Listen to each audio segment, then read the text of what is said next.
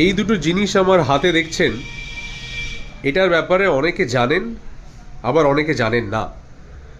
আমি আশ্চর্য হয়ে যাই যখন আমি দেখি যে বাঙালিরা এটার ব্যাপারে জানেন না বেশি। এটার নাম হচ্ছে কয়েত বেল, বা অনেকে বলে কদবেল।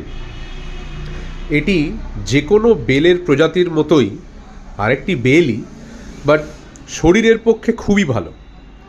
বাট এটা বাজারে পাওয়া যায়, সেই সময়সীমার মেয়াদটা খুবই কম, মোটামুটি 1.5 থেকে 2 মাস টানা পাওয়া যায়, তারপরে এটা আর পাওয়া যায় না।